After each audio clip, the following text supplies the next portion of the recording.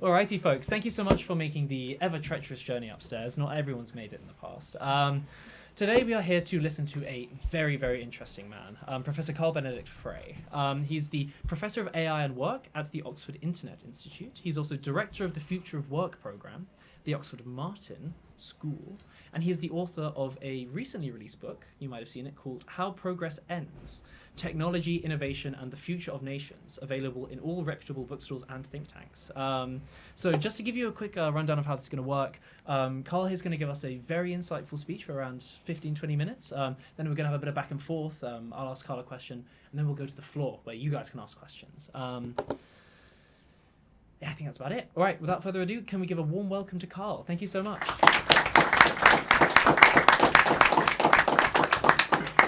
Well, thank you very much for that very generous introduction. I can assure you I'm not a very interesting man, but hopefully the book is interesting at least, and that should hopefully be enough for the occasion.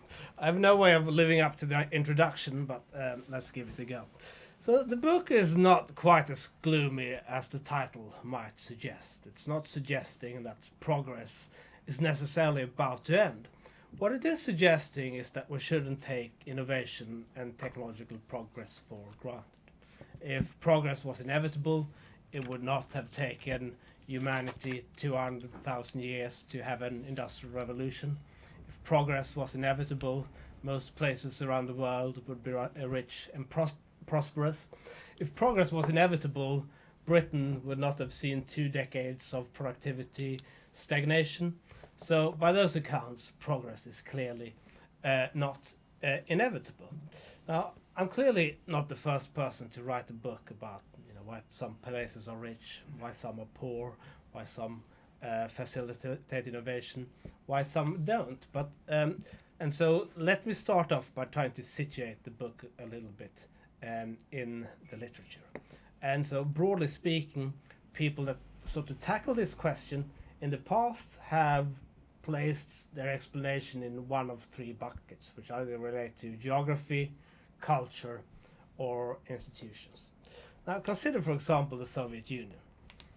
By any count, basically a failure, but it did grow quite rapidly, 6% per year, for around 4 decades. If you go back and read the newspapers from the 1950s, a lot of people worried that it would overtake the United States. Leading economists of the time, like Paul Samuelson, certainly thought that it would. And with the launch of Sputnik, of course, that sent shockwaves to America and to Europe as well. Now, 4 decades later, it collapses. Was the explanation geography? Well, probably not. Geography is fixed, it's constant. It can't both explain the spurt and the collapse. Was it culture? Well, if anything, the Soviet Union became a little bit more open because the radio and television waves from Western Europe was no amount of barbed wire that could prevent them from traveling right through the Iron Curtain.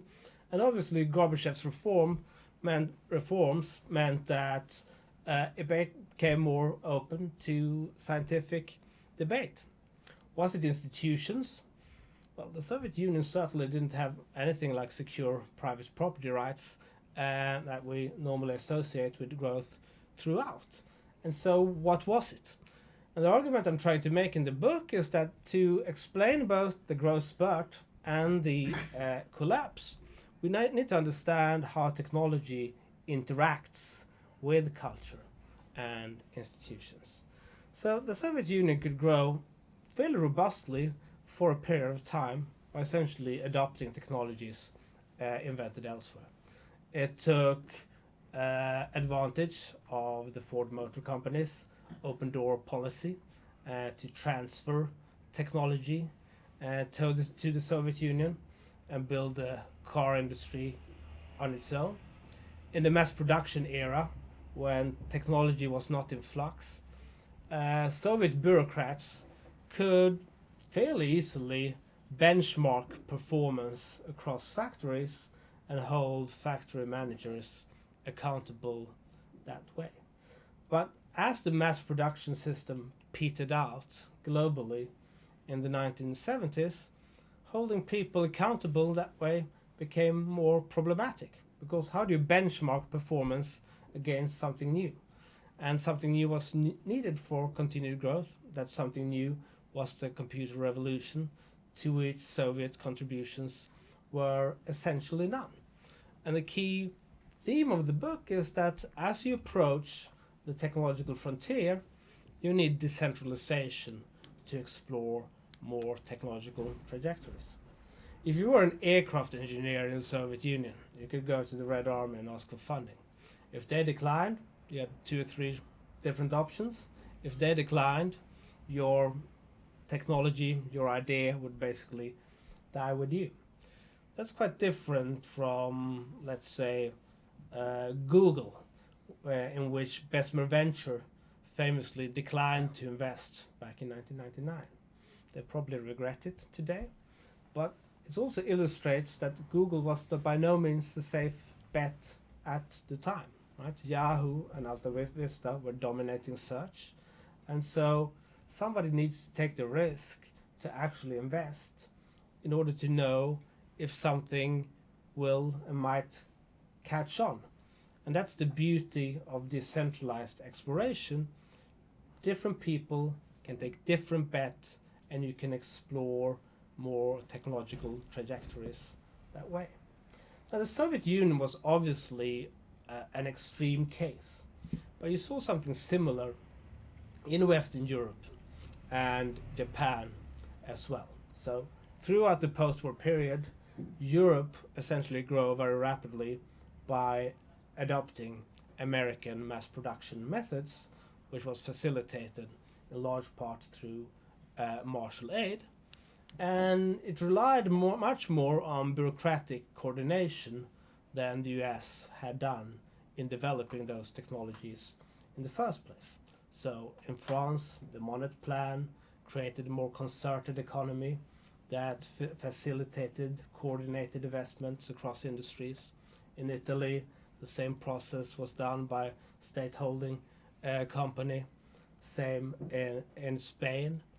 And so catch-up growth is more fundamentally different from growth at the frontier, because bureaucrats can more easily look at payoffs of technologies already in use and benchmark performance, as I explained earlier. And nobody did catch-up growth better than Japan, right? When the Soviet Union collapsed, PBS Frontline ran a documentary with the name Losing the War to Japan, in which Chalmers Johnson remarks that the Cold War is over and Japan won. And this was the sentiment of the 1980s. Japan would overtake the United States. And many people worried that what Toyota had done in automotive, overtaking GM and Ford, Japanese firms were now also doing in semiconductors, capturing a larger share of the market. And compared to the United States, Japan was much less competitively organized, right? The Allied occupation authorities did their best in terms of reducing the Anti-Monopoly Act in 1947, but that was barely enforced since its existence, and the Zaibatsu conglomerates of the 19th century soon morphed into Keiretsu conglomerates, which mainly traded with each other and erected very significant barriers to entry for newcomers. What they didn't do very well was dynamism, again, frontier innovation. And while Japan excelled at perfecting production in hardware, well, the future of growth was software and e-commerce, again, where Japan missed the boat. A key reason for that was the deregulation and the breakup of AT&T. And so when the National Science Foundation released ARPANET to the world in the 90s, there was no telecommunications giant that could bottleneck the technology inside its boardroom if it saw no immediate benefit from it. And there were no immediate commercial benefits from the internet. And it meant that the internet could be developed more organically by its users, and new firms creating new business models around it, giving rise to e-commerce. Secondly, what the United States did to undercut Japanese production advantage was to integrate and develop global supply chains, to which the computer itself was critical, because there's no way you can coordinate production at distance without computers and the internet. And so integration with China, which has a very bad rep today, was in large part a response to Japanese production superiority, and integration with China provided the solution to that challenge.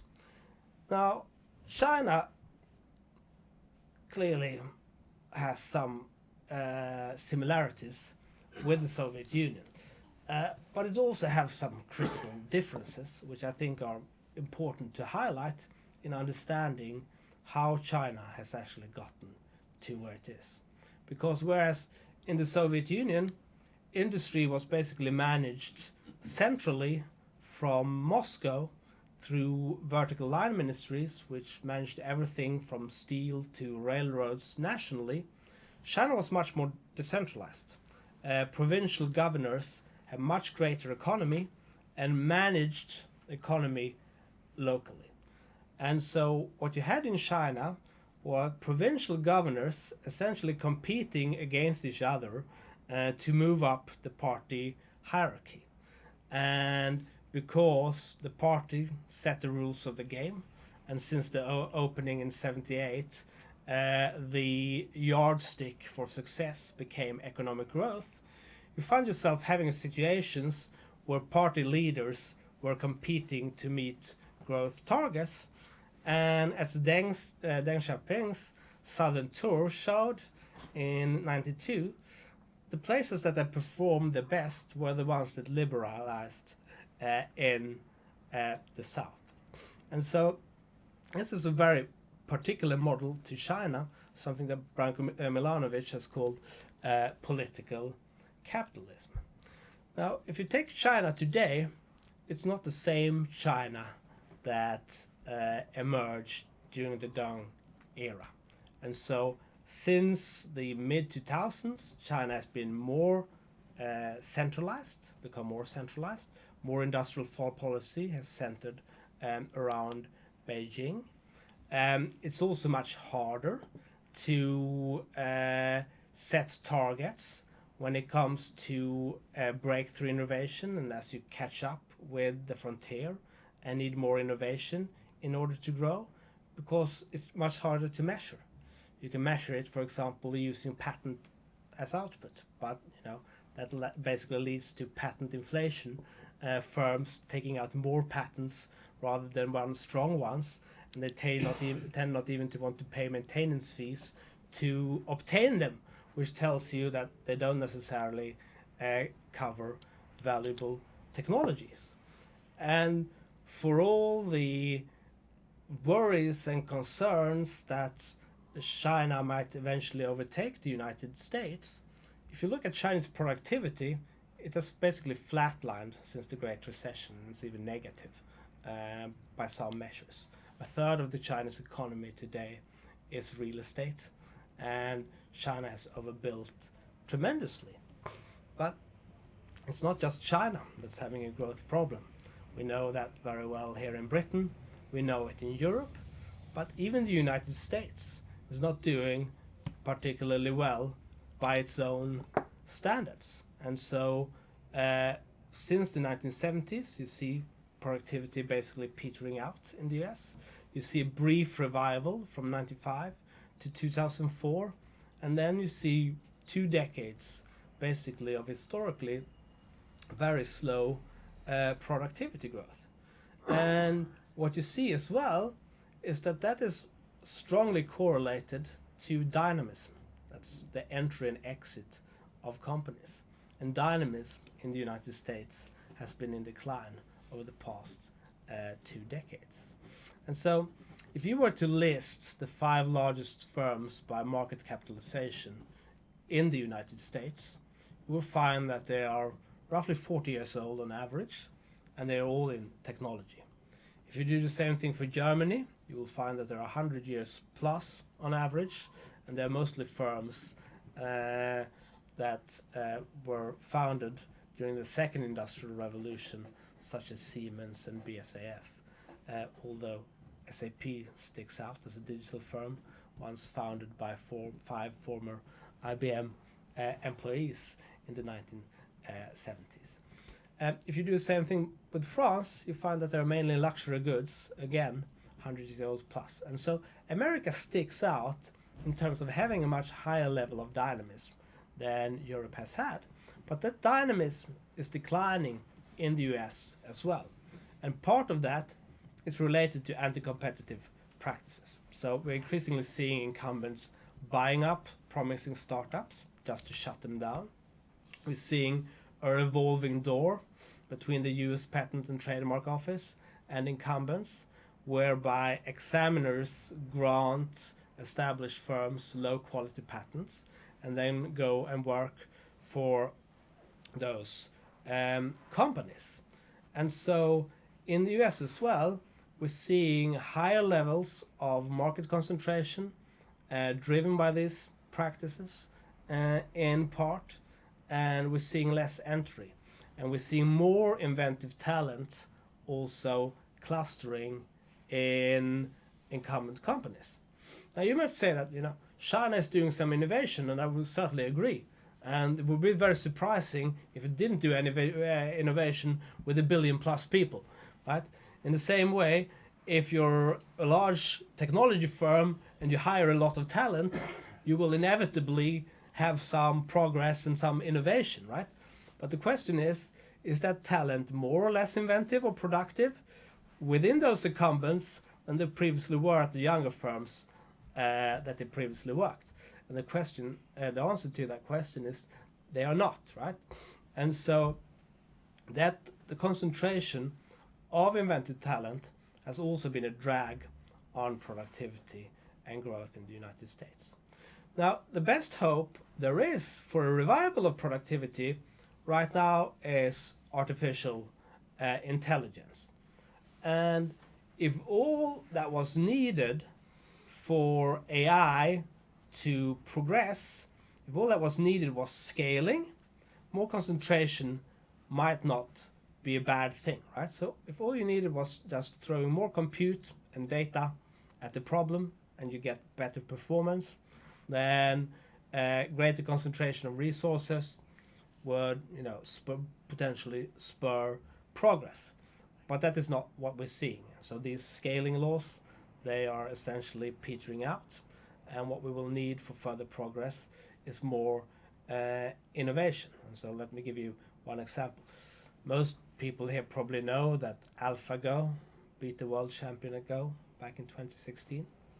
I suspect that fewer of you know that human amateurs using standard laptops, exposing the best Go programs to positions that they would not have encountered in training, actually managed to beat the best Go programs quite easily 2 years ago. And so what that tells you is that even in instances where we have achieved superhuman performance, you cannot know how well these tools will perform when circumstances change. And the world is not static, right? It changes all the time, and we will need more innovation to deal with that challenge. And so the point of how progress ends is not to suggest that we are doomed or that progress is inevitably about to end, but we need more competition for AI to progress. And right now we're on a trajectory, particularly in Europe, where we are so concerned about many of the risks that will risk actually monopolizing the technology, right? And so we've seen this with the GDPR, for example. Well-meaning regulation created very significant compliance costs, particularly for smaller firms. We've seen less innovation as a consequence. The only firms that can actually offset compliance costs were large firms that capture a larger share of the market as a consequence, right? And we're basically repeating the same thing with the EU AI Act. And so a key point is that the more you regulate the risk, the more you drive towards a more monopolistic situation, and the less likely you are to have innovation and progress in AI. And that's important, not just because dynamism matters, but because new firms, they are more likely to develop new products and new industries, right? Large firms have scale. They are much more likely to invest in process innovation and automation, drive down costs in what they're already doing. That's all good and fine. But it's smaller firms that tend to develop new industries and activities. And if all we have done since 1800 was automation, we would have productive agriculture and cheap textiles, right? But that would be about it, right? We wouldn't have vaccines, antibiotics, rockets, airplanes, computers, etc., right? Most growth and most prosperity comes from doing new and previously inconceivable things. And unless AI unleashes those new kinds of innovations, we're not going to have sustained growth as a consequence. And I've probably spoken way too long, so stop there. Thank you very much, Carl.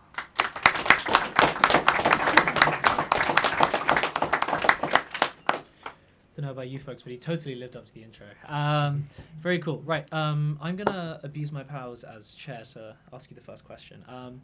And you touched on it in your opening remarks here, but I just wanted to elaborate on it a bit more, because to me it seems inherently intuitive that innovation is broadly correlative with productivity, right? Like you discover new tools, new mechanisms that increase productivity, means you do less labor for more output. And yet, despite the 20 years or so we've had of very impressive innovations, not least AI, but other things that I couldn't possibly remember, we've seen a massive plateauing of productivity. So I guess I want to ask you two things. Firstly, is productivity inherently coupled with innovation? And if not, why? And if so, what decoupled the two? So if you would have told me back in 1995 that with the personal computer and the internet, all that we would get was a decade streak of productivity growth, mostly confined to the United States, I would have thought you're crazy.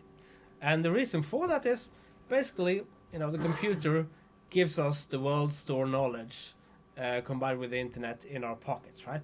We have tools that connect the best innovators and scientists around the world. You can't think of a better tool to streamline the research and discovery process. And so we have to ask ourselves what's wrong. And you're right, if you look at patent counts, innovation has been exploding since the 1980s. And so are we developing the wrong kinds of technologies? And I think that there is something to that, right? So if you think about it, if some tool increases your productivity, you could do one or two things. You can either do more things, or you can use that tool to drill deeper into what you're already doing.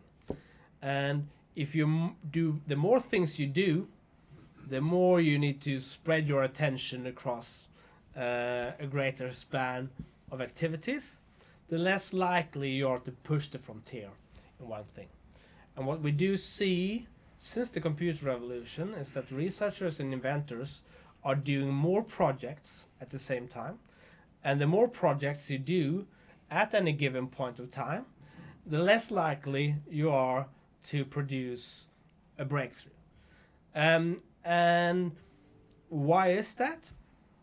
I think it partly has to do with incentives. So I'm an academic. If I didn't produce anything for 10 years, and I told members of faculty, well, I promise, you give me 5 years, give me 10 more years, it's going to be very impressive, I promise, they wouldn't really, probably quite believe me. And so it's a hard thing to do. It's called publish or perish.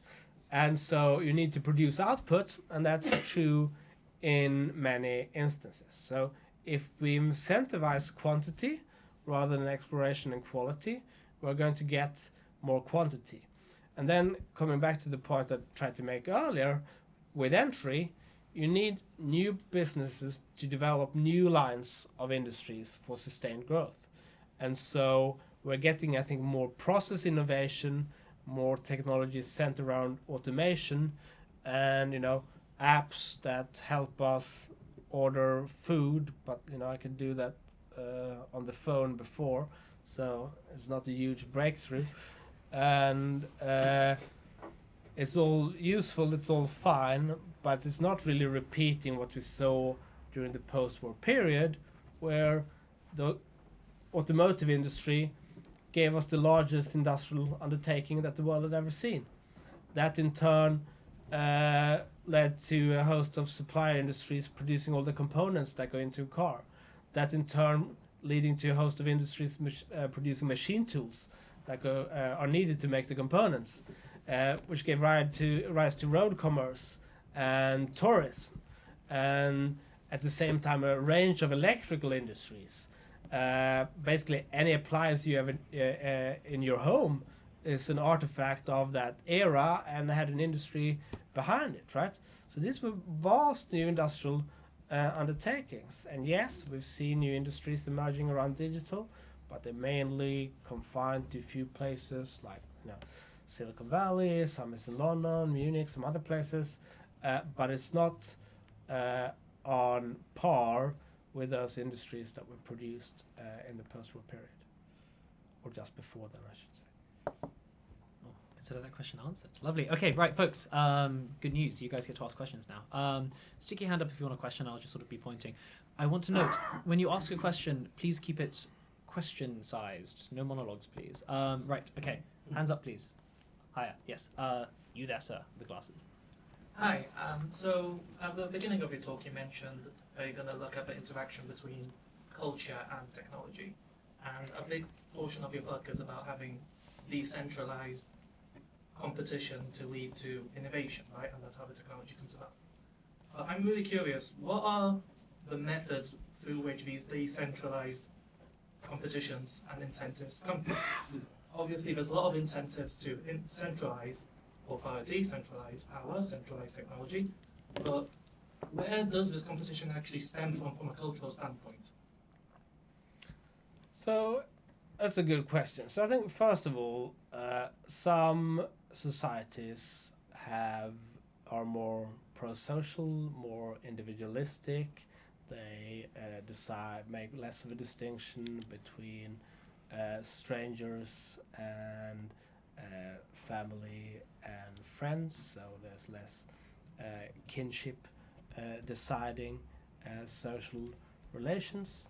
Those societies will have greater social networks.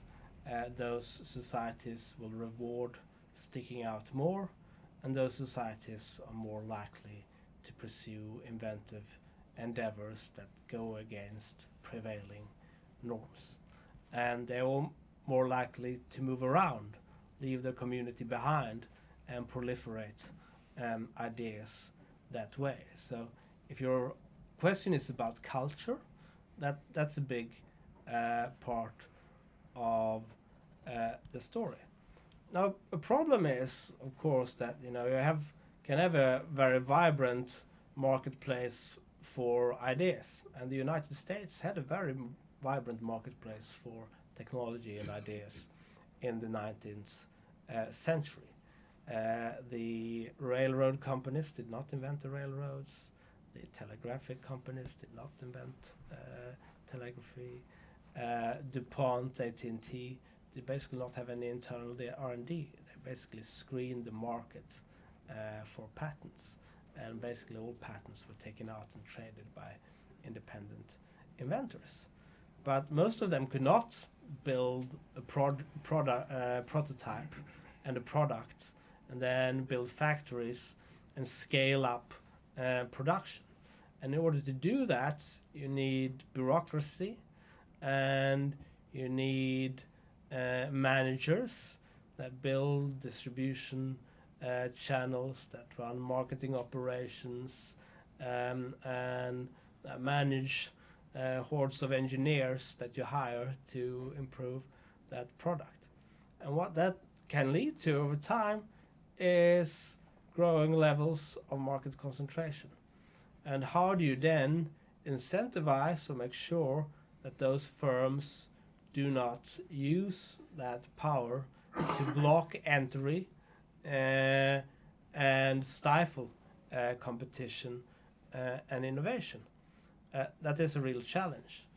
You might say that it's just a question of time, and something else comes along, a new technology that disrupts the current order of things, and technological changes are very hard to predict. Not so long ago, people were very worried about Google dominating search. Now with generative AI, people are less concerned about that. But at the same time, the craft guilds in Europe managed to hold back innovation for a very long, significant period of time. One of the reasons that the Industrial Revolution first happened in Britain was actually because of acts of parliament, the turnpikes, which developed a viable road network that exposed the guilds to competition from other towns, and then concerted efforts by parliament to override the guilds and other vested interests, because they realized that for Britain to be competitive in trade, and because British wages were very high, they needed to mechanize production, and the craft guilds were essentially blocking any technologies that threatened their jobs and skills.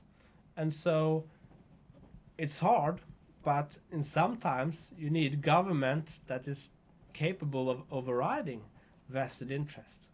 But you don't want government that run amok and does expropriation on levels that mean that you're not going to have the investment that you need in new technologies. And so it's a very thin, it's a very fine balancing act. And that's one of the key reasons, also I argue in the book, that progress is fragile. Alrighty.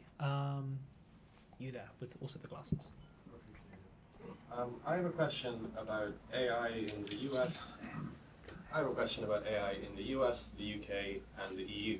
So I think it's pretty obvious in the US they've got great capital markets, they have a great digital tradition. In Europe, they have actually got more honorable mentions than we give them credit for, like Hugging Face and Mistral in France, Black Forest Labs in Germany, maybe some more business applications like Lovable from Sweden. Apart from DeepMind and Demis Hassabis here in the UK, why is it that we don't see so many, how should I say, of those kinds of companies here in the United Kingdom? And then moreover, also in places like perhaps Japan, but also in previous industrial waves did very well, but we're not seeing the same domestic titan companies that maybe we saw previously. So I think one of the key puzzles is not that Europe is less dynamic than the US, but that we haven't even managed to catch up in digital, right? And so we were pretty good at catching up, at least in manufactured goods. And I think a big part of the reason is that in Europe, we still have a reasonably harmonized market for goods. And so the cost of trading between countries within the European Union is significantly lower in goods than it is within services, right? And so if you take all the trade barriers that exist in services in the European Union and you add them up, they amount to roughly 110% tariff. Right? So basically Trump Liberation Day tariffs self-imposed within the European Union. Why does that matter? Well, obviously, the return to innovation is capped by the size of the market. Britain has a very small domestic market, right? And so it doesn't make sense to build a Google for Britain. It might make sense to build a Google for Europe as a whole, But that's hard to do because the market for services and digital is fragmented. And then obviously on top of that, language is more of a barrier when it comes to service trade as well than it is with manufactured goods. So I think if there is one reason that Europe doesn't have large tech companies the way the US has or the way China has, it is that it doesn't have a large harmonized market to scale into the way that you have in the United States and in China. On top of that, in Europe, you have higher barriers to entry through things like the GDPR. It's just more regulation. That means that the cost of innovating is higher. And then you have less flexible labor laws, which means that it's harder to pivot when a new technology emerges. So Google and Meta, they can basically hire and fire and pivot towards generative AI. It's much harder for SAP to do that because it takes several years for them to go through that process. And so that is another factor. But of those, I would say that the single market is by far the most important factor. All right. You there, sir.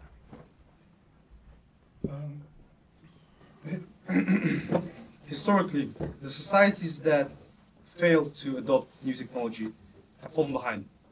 With AI, is there a greater risk in failing to adopt it, or adopting it wrong, like for surveillance and control, rather than human augmentation and improvement?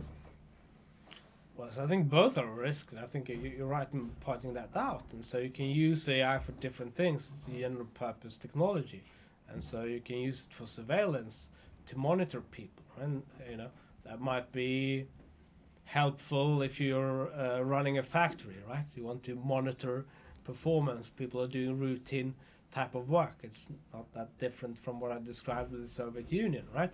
But if you do that, you're creating very few incentives for people to explore and experiment, and that is going to have a moderating effect on innovation. And right now, China is exporting its surveillance state to many weak democracies around the world, and so it's not just a question of whether countries or places or firms adopt this technology. It's also a question of what they use it for. Excellent. Quick fire. Oh, it's a lot of hands. You there. We're back to glasses people.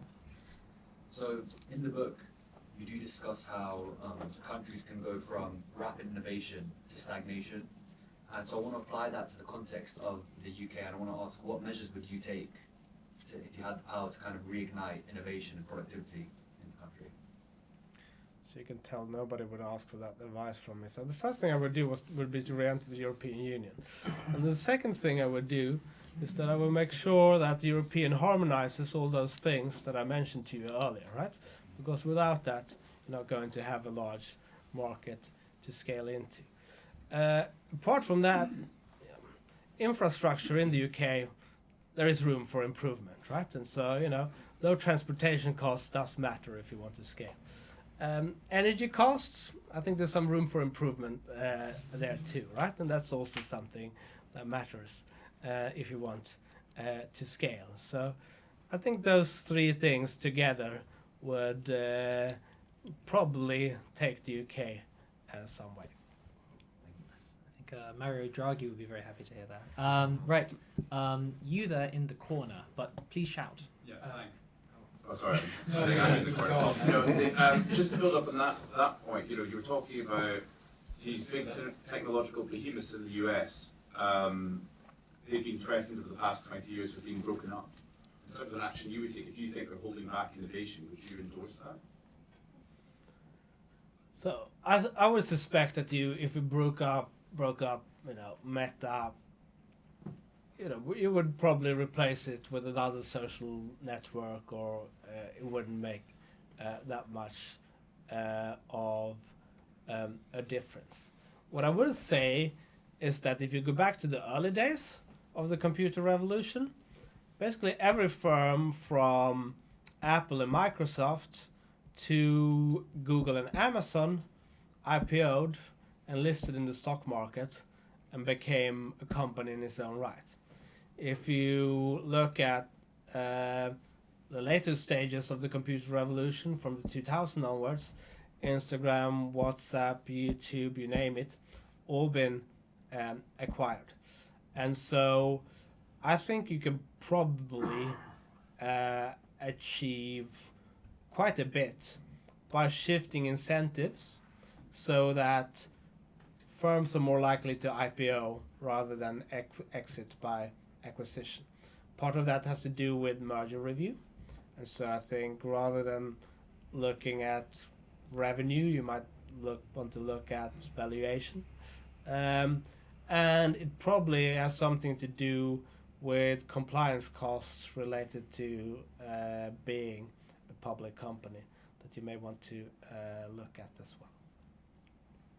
Cool. Yes.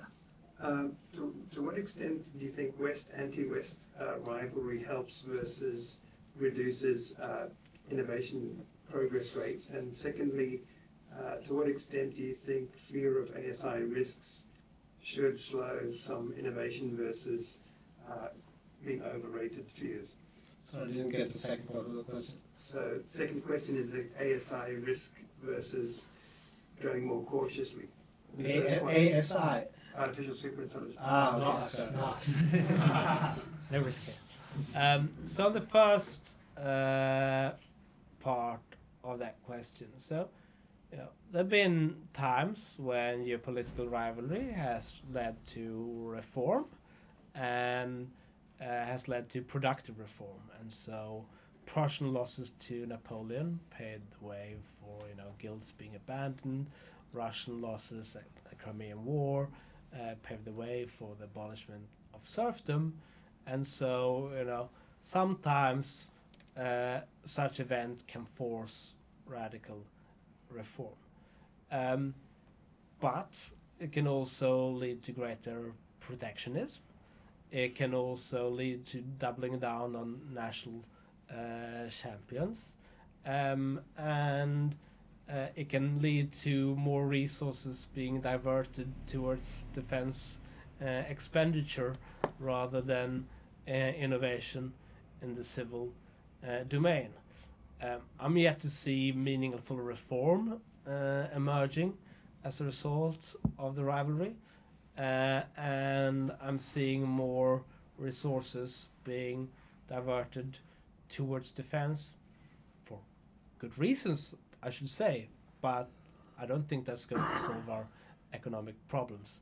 And I do apologize once more for getting your second question. ASI, to what extent should the existential risks be justifiably causing more safety research and slowing things down and more global cooperation versus not necessary? Well, look, I'm not going to deny that there are risks. And the most immediate ones, I wouldn't say are existential risk, and I, not sure if that's very meaningful as a concept. But there are good reasons that we want to, for example, audit training data sets to make sure that people can't use them to develop chemical weapons, and so some rules of regulations will be needed to ensure some levels of safety, but we shouldn't pretend that is not going to have any cost or any bearing on the rate of innovation. So the pharmaceutical industry is a great example. So one of the most promising applications of AI is probably in medical research, right? But you still have to go through clinical trials, which is usually expensive. You still have to partner with a large pharmaceutical company to do that, right?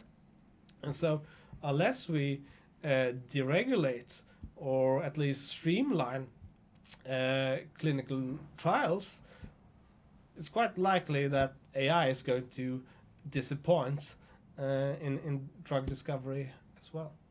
And so it's easy to point towards the risks, but capping the combined benefits bear risks too, right? Because it means no growth. If an economy is not growing, if you don't have progress, it eventually becomes a zero-sum game whereby I can only improve my standard of living at the expense of somebody else. That leads to conflict mostly, and not very healthy politics more broadly. Alrighty, so we've got time for one more question. Only one more. You said. What's your explanation for the divergence of GDP per capita growth between the States and the UK since the great financial crisis? So, I mean, it's happening between the US and Europe more broadly, right? And so part of the reason is that the United States still has a more dynamic technology sector, and much comes down to that, although American productivity, as I mentioned earlier, is disappointed as well, compared to historical standards. I think UK being an outlier, if you look at, compare UK to France or Germany, firm size is smaller, and so I think the UK has a scaling problem, and I think much of that is related to some of the things I mentioned earlier. So you have to have a large market, you have to have low transportation costs, low energy costs in order to scale, and then obviously the UK was more skewed towards financial services, which had an impact in itself. Alrighty, and with that, I'm afraid our time has elapsed, unfortunately, because I'm finding this discussion very fascinating. So just a quick amount of bookkeeping. Yeah, that was a pun. So if you want to learn more about Carl's ideas and the history of innovation and progress studies, his book is actually available to purchase downstairs, hot off the press. My wonderful colleague Viggo will be there to sort of guide you through that process. But if you do fancy buying the book, you can do so downstairs. If you want to sign it, Carl is right here. Cool stuff. So there's more wine downstairs. We're going until at least 8 p.m. And Carl's around for a little bit longer, so don't all come at him at once. He doesn't bite, not anymore. And grab yourself another drink. And with that, can we give one last thank you to Carl? Thank you so much.